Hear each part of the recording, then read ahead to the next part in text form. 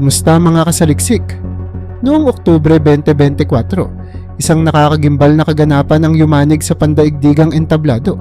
Sa kauna-unahang pagkakataon sa loob ng 4 na dekada, inilunsad ng China ang isang Intercontinental Ballistic Missile o ICBM na may kakayahang magdala ng sandatang nuklear. Ang pagsubok ay isinagawa sa kalagitnaan ng karagatan ng Pacific na tila isang tahasang pahayag ng lakas sa harap ng mundo.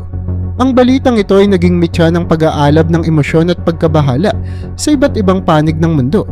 Ngunit sa Canada, ang reaksyon ay masidhi at malalim. Para sa bansang kilala sa pagiging tagapagtaguyod ng pandaigdigang kapayapaan, ang hakbang ng China ay isang malinaw na banta, hindi lamang sa seguridad ng mga karatig bansa, kundi sa buong mundo.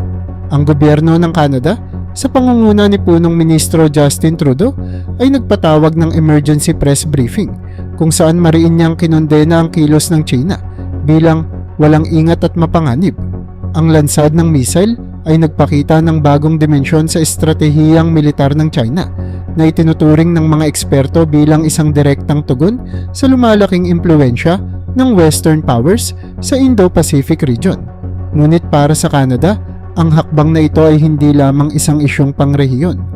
Sa isang bansa kung saan mataas ang paggalang sa mga kasunduang internasyonal tulad ng Non-Proliferation Treaty, NPT, itinuturing nila ang kilos na ito bilang isang pag-atake sa pundasyon ng pandaigdigang diplomasya. Ang pagpapalakas ng nuclear arsenal ng China ay isang malinaw na pagsubok sa ating kakayahan bilang mga tagapagtaguyod ng kapayapaan. Pahayag ni Minister of Foreign Affairs, Melanie Joly sa isang panayam. Hindi ito usapin ng kapangyarihan. Ito'y usapin ng responsibilidad na dapat nating lahat ay pagtuunan. Ang tensyon sa pagitan ng Canada at China ay hindi bago. Sa mga nakalipas na taon, nagkaroon na ng serye ng insidente na nagpalala ng kanilang relasyon. Mula sa isyu ng pag-aresto sa Huawei executive na si Meng Wanzhou noong 2018 hanggang sa palitan ng akusasyon ng espionage noong 2023. Ngunit ang pagsubok ng sandatang nuklear ay tila ang pinakamatindi sa lahat. Para sa Canada, ito'y hindi lamang paglabag sa kanilang prinsipyo, kundi isang direktang hamon sa seguridad ng rehiyon at kanilang mga alyado. Ang Ottawa ay mabilis na kumilos. Sa pamamagitan ng mga kaalyado sa NATO at G7, naglunsad ito ng isang resolusyon sa United Nations na humihiling ng mahigpit na parusa laban sa China. Bagamat hindi direktang pinangalanan sa resolusyon, malinaw na ang Beijing ang tinutukoy ng bawat linya ng dokumento. Hindi na sapat ang pagkondena, ani ng Canadian Ambassador sa UN na si Bob Ray. Ang mundo ay dapat tumugon ng mabilis at may determinasyon. Ang kapayapaan ng ating mga susunod na henerasyon ang nakataya. Sa harap ng mga ulat, sinagot ng China ang mga paratang sa pamamagitan ng pagbibigay katuwiran na ang kanilang nuclear program ay para lamang sa pagtatanggol sa kanilang pambansang soberanya. Ang ating sandata ay isang kalasag, hindi isang espada. Pahayag ng tagapagsalita ng Ministry of Foreign Affairs ng China. Ngunit para sa Canada, ang kanilang interpretasyon ay malinaw. Ang kalasag na ito ay isang panakot at ang espada ay nakaumang. Habang ang relasyon ng Canada at China ay patuloy na bumabagsak, ang mga eksperto ay nagbabala sa malalaking implikasyon nito. Malaki ang papel ng China bilang pinakamalaking trading partner ng Canada sa Asia at ang pagsira sa relasyong ito ay magdudulot ng hindi mabilang na hamon sa ekonomiya. Ngunit ayon kay Trudeau, may mga bagay na higit pa sa ekonomiya ang dapat pahalagahan. Ang prinsipyo ng pandaigdigang kapayapaan ay hindi kailanman mabibili ng dolyar. Wika niya sa isang emosyonal na talumpati. Hindi tayo papayag na maging tahimik sa harap ng isang banta na maaaring magdulot ng pagkawasak sa sangkatauhan. Sa kabila ng mga panawagan ng Canada para sa pagkakaisa ng pandaigdigang komunidad, nananatili pa rin ang tanong, paano tutugon ng mundo? Sa kasalukuyan, nagpapatuloy ang diskusyon sa United Nations Security Council tungkol sa mga hakbang na maaaring gawin laban sa China. Ngunit ang anumang hakbang na maaaring ipatupad ay tiyak na haharap sa veto mula mismo sa Beijing. Habang nagbabanta ang anino ng nuclear arms race, nananatiling nakatuon ang Canada sa kanilang layunin na gawing mas ligtas ang mundo. Ngunit sa isang panahon kung kailan ang diplomasyang pandaigdigan ay tila nababahiran ng mga interes ng makapangyarihang bansa. Sapat kaya ang kanilang boses upang pigilan ang paglaganap ng isang bagong panahon ng takot? Habang nagpapatuloy ang issue ng pagpapalakas ng sandatang nuklear ng China, hindi maitatanging ang galit ng Canada ay hindi lamang limitado sa kanilang sariling seguridad. Ang agresibong hakbang ng China sa Pilipinas, partikular sa West Philippine Sea, ay dagdag na mitya ng tensyon na tila naglalapit sa isang pandaigdigang alitan.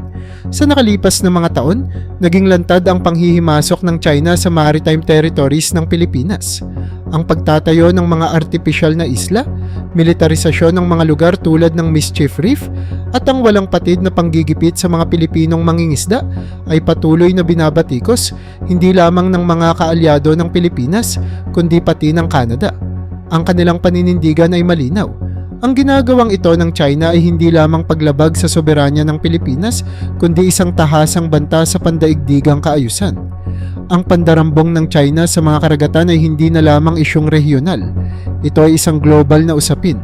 Pahayag ni Punong Ministro Justin Trudeau sa isang forum sa Ottawa noong Nobyembre 2024. Idinagdag niya na ang mga aksyong ito ng Beijing ay nagiging mitya ng destabilization sa rehiyon na maaaring makaapekto sa lahat ng bansang umaasa sa malayang daloy ng kalakal sa South China Sea.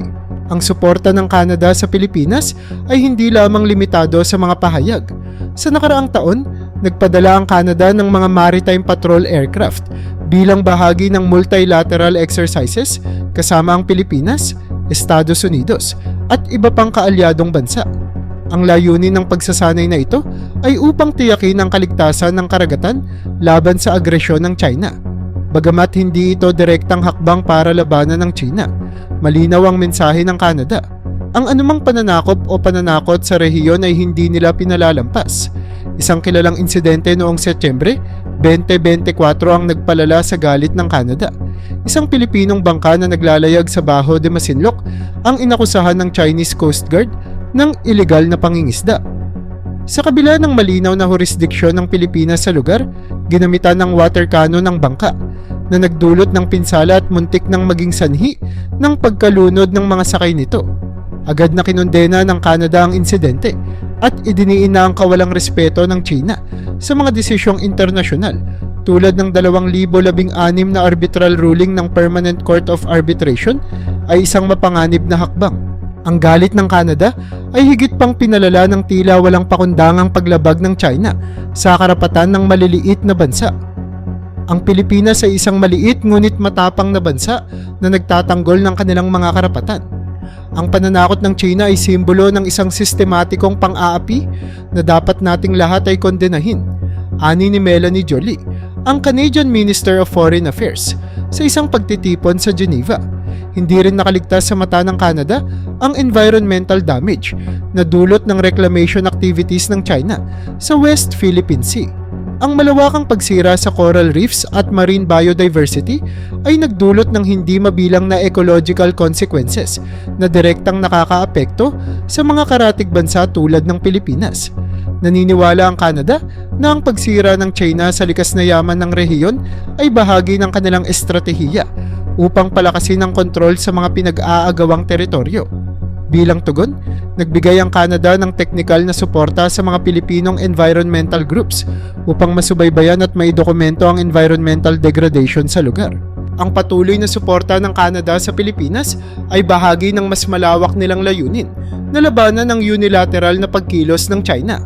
Sa kabila ng pagiging liblib ng Canada sa rehiyon ng Asia-Pacific, malinaw na para sa kanila, ang prinsipyo ng pandaigdigang hustisya ay hindi limitado sa geographical na distansya.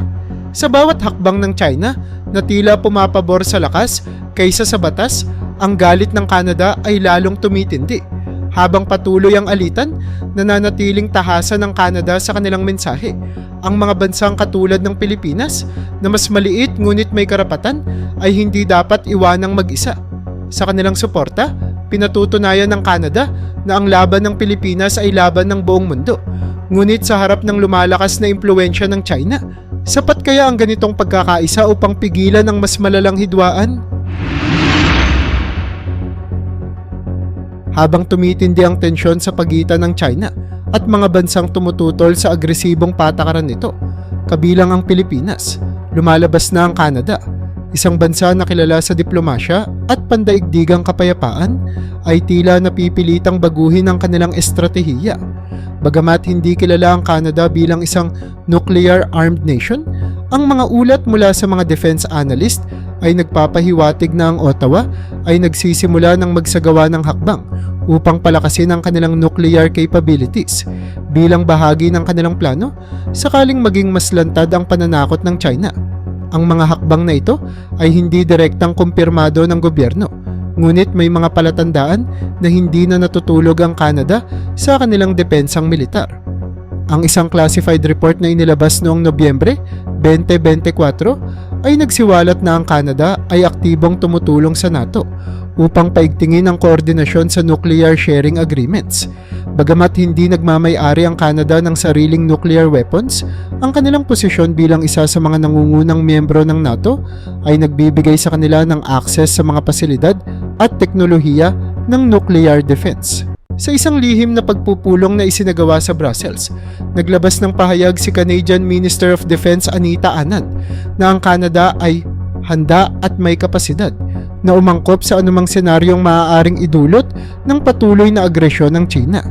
Bagamat hindi tahasang binanggit ang paggamit ng nuclear weapons, malinaw na ang mga hakbangin ng Canada ay patungo sa pagsisiguro ng kanilang seguridad sakaling maipit sila sa isang nuclear conflict. Sa kabila ng kasaysayan ng Canada bilang isang bansa na nananatiling malayo sa direktang kompetisyon ng superpowers, ang kanilang geographical proximity sa Estados Unidos ay isang mahalagang aspeto ng estratehiya.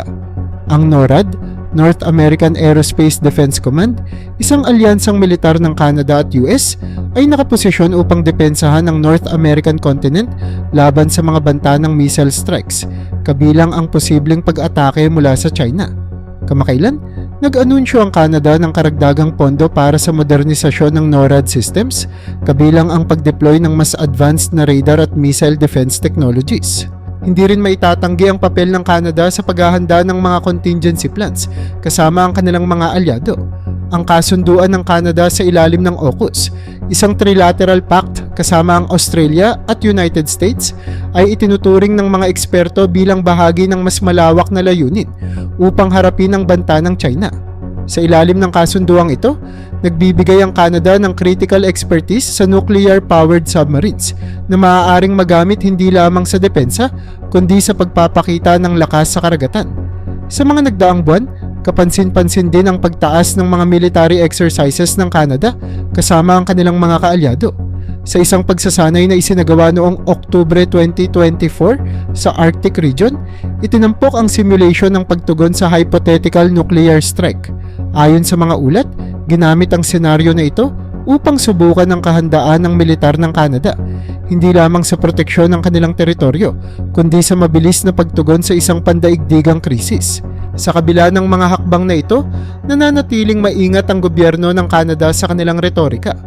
Sa isang talumpati ni punong ministro Justin Trudeau, idiniin niya na ang nuclear escalation ay hindi kailanman magiging pangunahing opsyon para sa kanyang administrasyon.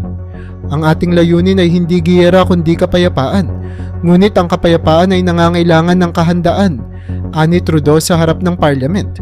Bagamat patuloy ang kanilang paninindigan para sa diplomasya, malinaw na hindi nagpapabaya ang Canada sa kanilang depensa.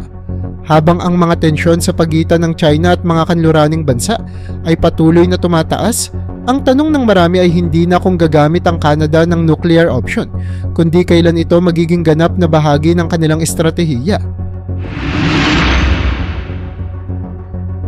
Ayon sa mga ulat mula sa mga closed-door discussions ng Canadian Defense Council, ang pagpapakawala ng nuclear weapon ay maaaring mangyari lamang sa ilang kritikal na senaryo. Kabilang dito ang direktang pag-atake ng China sa teritoryo ng Canada, isang pandaigdigang nuclear strike na nauuna mula sa Beijing, o ang malinaw na paggamit ng China ng kanilang nuklear na armas laban sa mga kaalyado ng Canada tulad ng Pilipinas o Estados Unidos. Ang pagpapabagsak ng isang nuclear weapon Ayon sa mga eksperto, ay mangangailangan ng isang malawakang koordinasyon sa pagitan ng Canada at ng NATO. Bagamat hindi nuclear-armed ang Canada, ang kanilang kakayahang umasa sa strategic resources ng NATO ay magbibigay sa kanila ng access sa isang arsenal na maaaring gamitin laban sa mga pangunahing target ng China. Ayon kay retired Canadian Brigadier General Michael Rouleau, ang bawat hakbang sa ganitong uri ng operasyon ay lubos na kalkulado. Kung kailan at saan magpapakawala ng nuclear weapon, ang bawat galaw ay ididikta ng isang masusing pagsusuri ng pinsala, kasalukuyang banta, at epekto sa pandaigdigang balanse ng kapangyarihan. Paliwanag ni Rouleau sa isang panayam. Ipinunto rin niya na ang naturang hakbang ay hindi kailanman magiging unilateral. Ang bawat desisyon ay kailangang aprubahan ng mga pangunahing kaalyado ng Canada. Ang isa pang aspeto na pinag-aaralan ng Canada ay ang lokasyon ng target. Hindi layunin ng isang nuclear strike na magdulot ng malawakang pagkawasak ng buhay. Kaya ang mga estratehikong lugar tulad ng mga base militar, depensa o pasilidad ng China ang unang tinitingnan. Bagamat delikado at puno ng panganib ang kahit anong nuclear engagement, idinagdag ni Rouleau na walang bansang may kapasidad na nuklear ang nais sumira ng higit sa kinakailangan, kahit na sa harap ng isang digmaan. Sa likod ng mga senaryong ito, isang mahalagang katanungan ang lumilitaw. Meron ba talagang intensyon ng Canada na magpakawala ng nuclear weapon? Bagamat nananatiling nakatuon ang gobyerno ni Justin Trudeau sa diplomasya, ang mga internal na ulat mula sa military intelligence ng Canada ay nagpapakita ng mga senyales na ang kanilang depensang hakbang ay nasa highest level of readiness. Ang ibig sabihin nito, handa ang Canada na tumugon ng mabilis sakaling ang banta ng China ay maging direktang panganib. Sa kabila ng lahat, ang moral na bigat ng ganitong hakbang ay nananatiling sentro ng debate. Ayon sa Canadian Senator na si Jane Cordy, ang paggamit ng nukleyar na armas, kahit sa pinakamatinding sitwasyon, ay isang trahedya na kailangang iwasan sa lahat ng posibleng paraan. Ngunit sa parehong paghinga, sinabi rin niyang ang pagkabigo na protektahan ng bansa at mga kaalyado ay isang kasalanang hindi rin kayang gawin ng gobyerno. Sa kasalukuyan, ang posibilidad ng ganitong uri ng opensiba ay patuloy na pinag-aaralan. Ang desisyon ay hindi lamang teknikal o militar, ito rin ay etikal at pandaigdigan. Sa harap ng lumalaking tensyon, ang tanong ay hindi lamang kung kailan gagalaw ang Canada, kundi kung paano nila babalansehin ang kapayapaan at ang kanilang tungkulin na protektahan ang kanilang sarili at ang kanilang mga kaalyado mula sa isang lumalaking banta. Sa bawat oras na lumilipas, ang anino ng nuclear conflict ay nagiging mas totoo. Isang realidad na walang bansang nais harapin ngunit handang paghandaan.